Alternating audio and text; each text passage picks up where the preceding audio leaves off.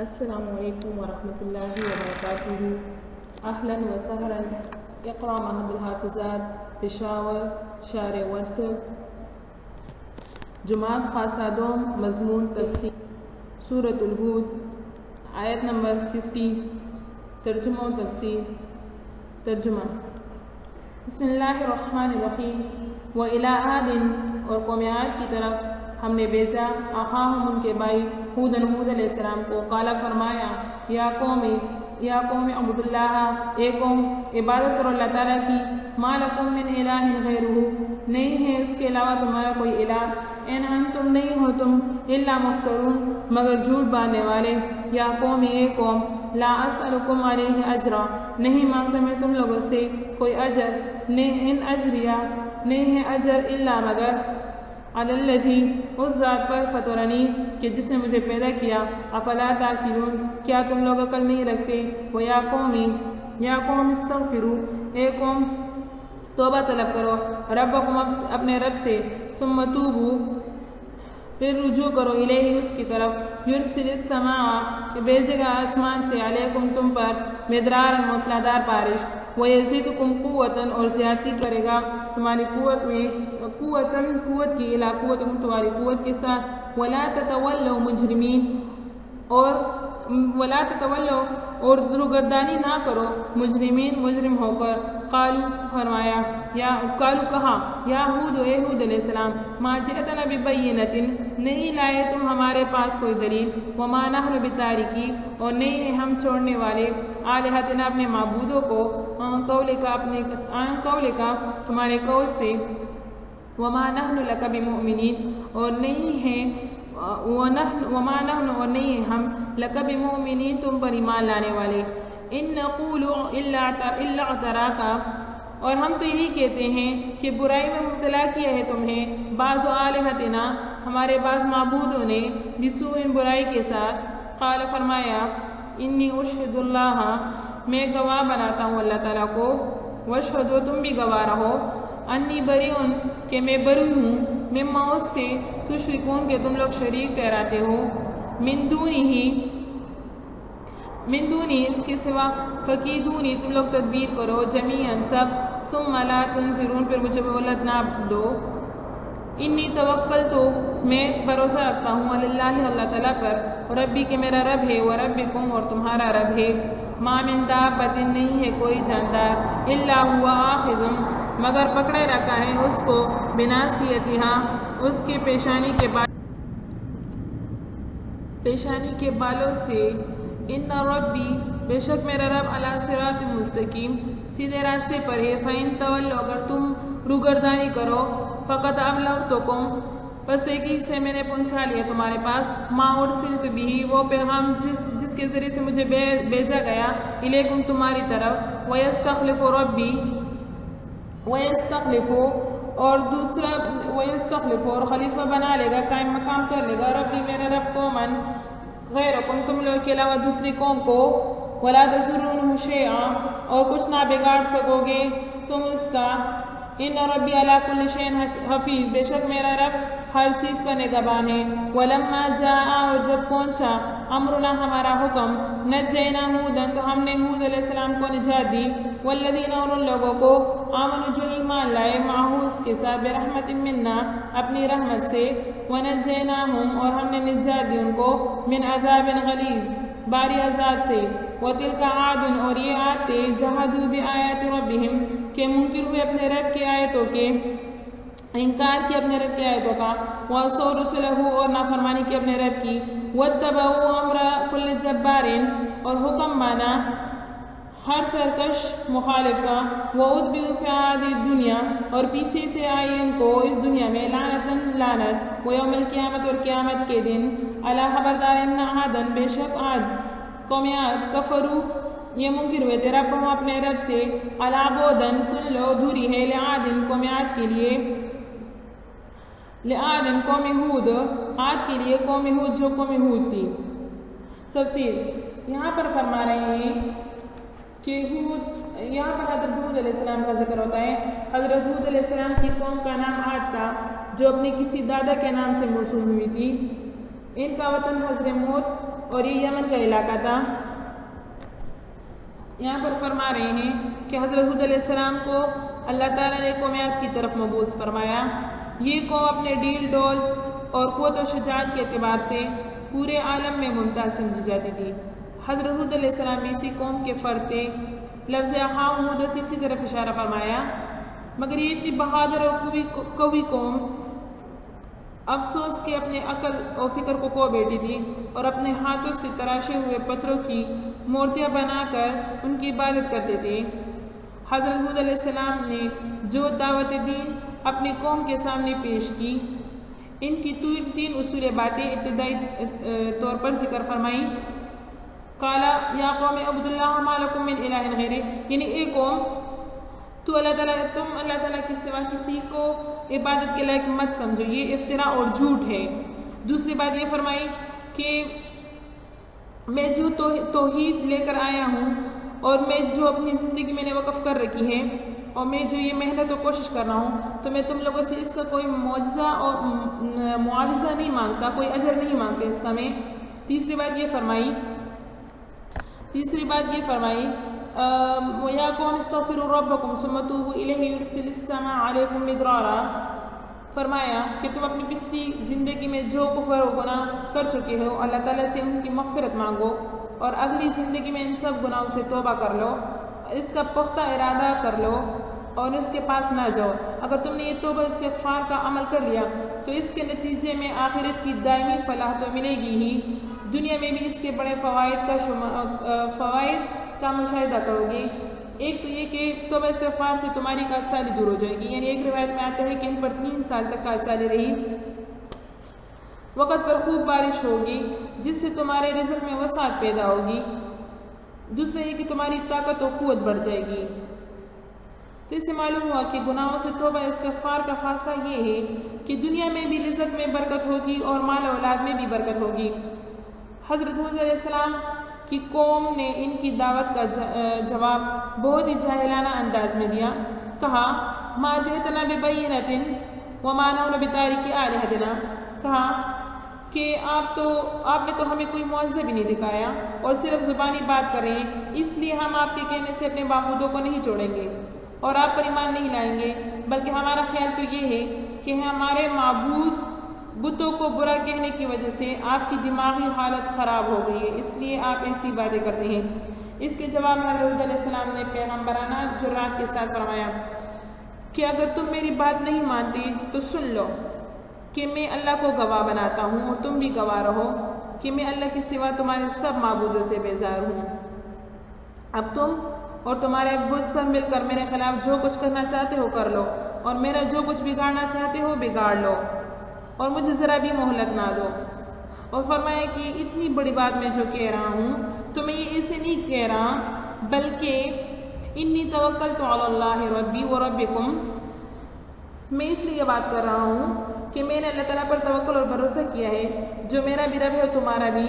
جتنے روئے زمین پر چلنے والے ہیں سب کی چوٹی اس نے پکڑ رکھی ہے، کسی کی مجال نہیں کہ اس کی اجازت کے بغیر کسی کو ذرہ برابر نقصان پہنچائیں، یقیناً میرا رب صراط مستقیم پر ہے۔ ناسیہ یہاں پر پیشانی کے بال اوپر اگے ہوئے بالوں کو کہتے ہیں۔ ناسی کے بالوں کو پکڑنے کا مطلب کسی کو مقہور و مغلوب کرنا ہے۔ پوری قوم کے مقابلے میں ایسا بڑا دعویٰ کرنا اور اس کو غیرت دلانا اور پھر پوری بہادر قوم میں سے کسی کی مجال نہ ہونا کہ ان کے مقابلے میں کوئی حرکت کرے، یہ سب ایک مستقل معجزہ تھا ہود علیہ السلام کا، جس سے ان کی اس بات کا جواب ہو گیا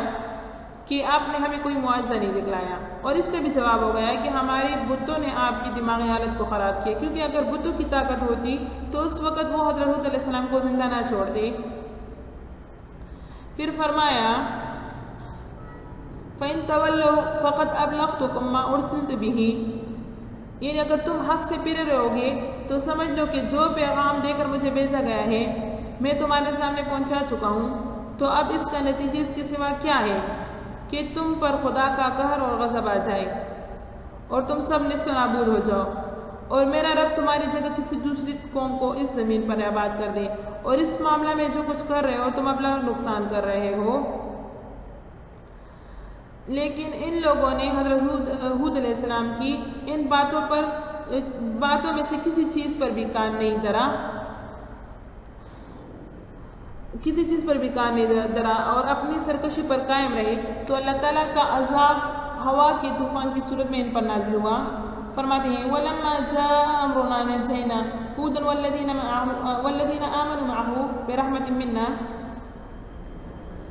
یعنی ان پر ہوا کا طوفان نازل ہوا جس کی وجہ سے مکانات اور درختوں کو جڑوں سے اکاڑ دیا گیا۔ آدمی اور جانور ہوا میں اڑ کر آسمانی فضا تک پہنچ گئے اور وہاں سے اوندے گرتے تھے۔ آسمان کی طرف سے انسانوں کی چیخ و پکار سنائی دیتی تھی، یہاں تک کہ یہ بے مثال قوت اور ڈیل و ڈول رکھنے والی قوم پوری کی پوری ہلاک ہو گئی۔ جب اس قوم پر عذاب الہی کا حکم نافذ ہوا تو اللہ تعالیٰ نے سنت الہی کے مطابق اپنے پیغمبر اور ان کے ساتھیوں کو اس سخت عذاب سے بچا لیا کہ عذاب آنے سے پہلے ان کو اس جگہ سے نکل جانے کا حکم دے دیا گیا۔ پھر فرمایا وَتِلْكَ عَادٌ جَحَدُوا بِآيَاتِ رَبِّهِمْ وَعَصَوْا رُسُلَهُ وَاتَّبَعُوا أَمْرَ كُلِّ جَبَّارٍ عَنِيدٍ، یعنی قوم عاد کے واقعے اور عذاب کا ذکر کرنے کے بعد دوسروں کو عبرت حاصل کرنے کی تلقین کے لیے ارشاد فرمایا کہ یہ ہے وہ قوم عاد جنہوں نے اپنے رب کی نشانیوں کو جھٹلایا اور اپنے رسولوں کی نافرمانی کی اور ایسے لوگوں کے کہنے پر چلتے رہے جو ظالم اور ضدی تھے۔ ان کا نتیجہ یہ ہوا کہ دنیا میں بھی لعنت یعنی رحمت سے دوری ان کے ساتھ لگی رہے گی اور قیامت میں بھی اسی طرح لگی رہے گی۔ اس واقعے سے معلوم ہوا کہ قوم عاد پر ہوا کا طوفان مسلط ہوا تھا، مگر سورہ مومنون میں یہ ذکر ہے کہ ان کو ایک سخت آواز کے ذریعے ہلاک کیا گیا۔ ہو سکتا ہے، اس کا جواب یہ ہے کہ ہو سکتا ہے قوم ہود پر دونوں قسم کے عذاب نازل ہوئے ہو۔ قوم عاد اور ہود علیہ السلام کا واقعہ یہاں پر تمام ہوتا ہے۔ اس کے بعد حضرت صالح علیہ السلام کا ذکر ہوتا ہے۔ ترجمہ وَإِلَىٰ ثَمُودَ أَخَاهُمْ، اور سمود کی طرف ان کے بھائی صالح علیہ السلام کو بھیجا گیا، صالح علیہ السلام کو بھیجا۔ قال، فرمایا یا قوم اعبدوا اللہ، اے قوم اللہ تعالیٰ کی عبادت کرو، ما لکم من الہ غیرہ، نہیں ہے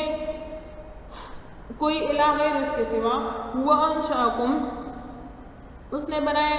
تمہیں، من الارض زمین سے، واستعمرکم فیہا، اور بسایا تم کو فیہا اس میں، فاستغفروہ، پس بخشش طلب کرو، ثم توبوا، پھر توبہ کرو، الیہ اس کی طرف، ان ربی، بے شک میرا رب قریب ہے، مجیب اور قبول کرنے والا ہے۔ قالوا، فرمایا یا صالح، اے صالح علیہ السلام، قد کنت فینا، تحقیق کے ساتھ آپ تھے، فینا ہم میں، مرجوًا، ہم آپ سے امید رکھتے تھے، قبل ھذا، اس سے پہلے، اتنہانا، کیا تو ہمیں منع کرتا ہے، ان نعبد، یہ کہ ہم عبادت کریں، ما یعبد آباؤنا،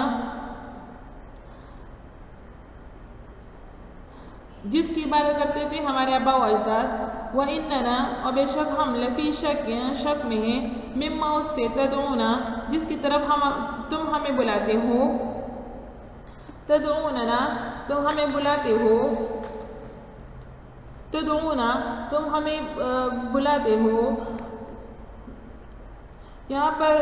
حضرت صالح علیہ السلام کا قصہ ذکر ہوتا ہے، تدعونا الیہ مریب، ایسی شخص کی طرف جو دل نہیں مانتا۔ صالح علیہ السلام کا ذکر ہوتا ہے، صالح علیہ السلام یہ قوم سمود کی طرف بھیجے گئے۔ قوم سمود کا مسکن حجاز اور شام کا درمیانی خطہ ہے۔ یہ بھی عاد کی ایک شام ہے جو ایمان لانے کی وجہ سے عذاب سے بچ گئے تھے اور وہاں سے نقل مکانی کر کے یہاں پر آباد ہو گئے تھے۔ یہاں آباد ہو کر انہوں نے خوب مال کمایا، ان کی کھیتیاں لہلانے لگی اور ان کو فن تعمیر میں خوب مہارت حاصل ہوئی، لیکن دولت کی فراوانی کی وجہ سے انہوں نے اپنے مالک حقیقی سے رشتہ توڑ لیا اور باطل خداؤں کی عبادت کرنے لگے۔ اللہ تعالیٰ نے ان کی طرف صالح علیہ السلام کو مبعوث فرمایا۔ صالح علیہ السلام نے بھی ان کو اپنے سب سے پہلے توحید کی دعوت دی۔ قوم نے حسب عادت ان کو جھٹلایا اور یہ ضد کی کہ آپ کا نبی برحق ہونا ہم تب ہی تسلیم کریں گے جب ہمارے سامنے اس پہاڑ کی چٹان سے ایک اونٹنی ایسی نکل آئے۔ صالح علیہ السلام نے ان کو ڈرایا کہ تمہارا منہ مانگا معجزہ اگر اللہ تعالیٰ نے ظاہر کر دیا اور پھر بھی تم لوگ ایمان نہیں لائے تو اللہ تعالیٰ تم لوگوں پر عذاب لے آئے گا اور تم سب ہلاک ہو جاؤ گے، مگر وہ اپنی ضد سے باز نہ آئے۔ اللہ تعالیٰ نے ان کا مطلوبہ معاوضہ اپنی قدرت کاملہ سے ظاہر فرما دیا۔ پہاڑ کی چٹان شک ہو کر یعنی پٹ کر ان کے بتائے ہوئے اوصاف کے مطابق ایک اونٹنی برآمد ہوئی۔ اللہ تعالیٰ نے حکم دیا کہ اس اونٹنی کو کوئی تکلیف نہ پہنچائے ورنہ تم پر عذاب آ جائے گا، مگر وہ پھر بھی اس پر قائم نہ رہے۔ اونٹنی کو ہلاک کر دیا۔ بالآخر اللہ تعالیٰ نے ان کو پکڑ لیا۔ حضرت صالح علیہ السلام اور ان کے مومن ساتھی عذاب سے بچا لیے گئے۔ باقی پوری قوم ایک سخت ہیبتناک آواز کے ذریعے ہلاک کر دی گئی۔ اس واقعے میں صالح علیہ السلام کی قوم نے ان سے کہا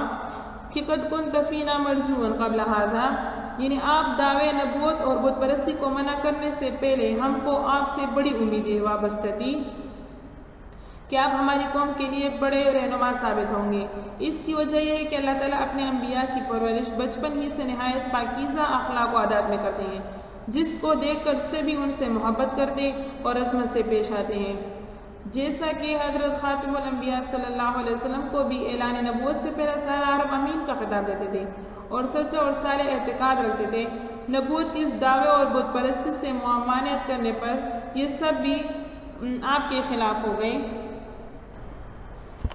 قال ترجمہ قال یا قوم ارأیتم ان کنت علی بینۃ، قال فرمایا یا قوم اے قوم، ارأیتم دیکھو تو ان کنت اگر میں ہوں علی بینۃ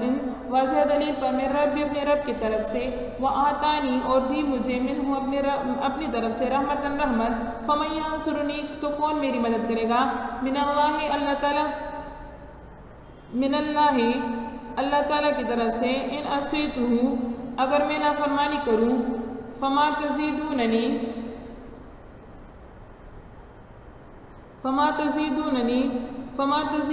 تو زیادتی نہیں ہوگی میرے لیے غیر تفسیر علاوہ نقصان کے۔ وَيَا قَوْمِ اے قوم، هَذِهِ نَاقَةُ اللَّهِ یہ اللہ تعالیٰ کی اونٹنی ہے، لکم تم لوگوں کے لیے، آیتاً نشانی ہے، فَذَرُوهَا بس چھوڑ دو اس کو، تاکل کے کائے، فی ارض اللہ کی زمین سے، وَلَا تَمَسُّوهَا اور مت چھو اس کو، بِسُوءٍ برائی سے، فَيَأْخُذَكُمْ بس پکڑ لے گا تم لوگوں کو، عذاب قریب نزدیک، فَأَقَرُوهَا بس اس نے کونچے کاٹی، فَقَالَ کہا، تَمَتَّعُوا فائدہ حاصل کرو، فی دارکم اپنے گھروں میں، ثلاث ایام 3 دن تک، ذالک وعد یہ وعدہ ہے، حق ہے، غیر مکذوب جھوٹا نہیں ہے۔ فلما جاء جب آیا ان کے پاس امرنا ہمارا حکم، نجینا ہم نے نجات دی، صالح علیہ السلام کو، والذین اور ان لوگوں کو، آمنوا جو ایمان لائے، معه اس کے ساتھ، برحمت اپنی رحمت سے، ومن خزي یومئذ اور اس دن کے رسوائی سے، ان ربک بے شک تمہارا رب، هو القوی قوی ہے، العزیز زبردست ہے، واخذ الذین اور پکڑا، واخذ الذین ظلموا الصیحہ اور پکڑا ان لوگوں کو جنہوں نے ظلم کیا تھا، الصیحہ ایک ہولناک آواز نے، فاصبحوا فی دیارہم پس صبح کو وہ اپنے گھروں میں، جاسمین اوندے پڑے تھے، کأن لم یغنوا فیہا گویا کہ نہیں تھے اس میں، الا خبردار، ان ثمود بے شک ثمود نے کفر کیا، ربہم اپنے رب کا، الا بعدن خبردار دوری ہے، لثمود ثمودیوں کے لیے۔ یہاں پر فرمایا تمتعوا فی دارکم 3 ایام، یعنی جب ان لوگوں نے اللہ تعالیٰ کے حکم کی خلاف ورزی کی اور اس معجزہ والے اونٹنی کو مار ڈالا، تو جیسا پہلے ان کو متنبہ کر دیا گیا تھا کہ اگر ایسا کرو گے تو اللہ تعالیٰ کا عذاب تم پر آئے گا، اب وہ عذاب اس طرح آیا کہ ان کو 3 روز کی مہلت دی گئی اور بتلا دیا گیا کہ 4تھے روز تم سب ہلاک کیے جاؤ گے۔ تفسیر قرطبی میں ہے کہ یہ 3 روز جمعرات، جمعہ اور ہفتہ تھے، اتوار کے روز ان پر عذاب نازل ہوا۔ وَأَخَذَ الَّذِينَ ظَلَمُوا الصَّيْحَةَ یعنی ان ظالموں کو پکڑ لیا ایک سخت آواز نے۔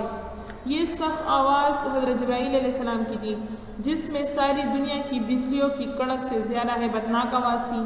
جس کو انسانی قلب و دماغ برداشت نہیں کر سکا۔ ہیبت سے سب کے دل پٹ گئے اور سب کے سب ہلاک ہو گئے۔ اس آیت سے معلوم ہوا کہ قوم صالح سخت آواز کے ذریعے ہلاک کی گئی، لیکن سورہ اعراف میں ان کے متعلق آیا ہے فَأَخَذَتْهُمُ الرَّجْفَةُ یعنی ان کو زلزلے نے پکڑا۔ اس سے معلوم ہوتا ہے کہ ان پر عذاب زلزلے کا آیا تھا۔ قرطبی رحمہ اللہ نے فرمایا کہ اس میں کوئی تضاد نہیں، ہو سکتا ہے کہ پہلے عذاب زلزلے کا آیا ہو، پھر سخت آواز سے ان سب کو ہلاک کر دیا گیا ہو، واللہ عالم۔ وآخر الدعوانا ان الحمد للہ رب العالمین والسلام۔ ان سبق کو صحیح طریقے سے یاد کریں اور آگے 2 رکوع کا مطالعہ کریں۔ السلام علیکم۔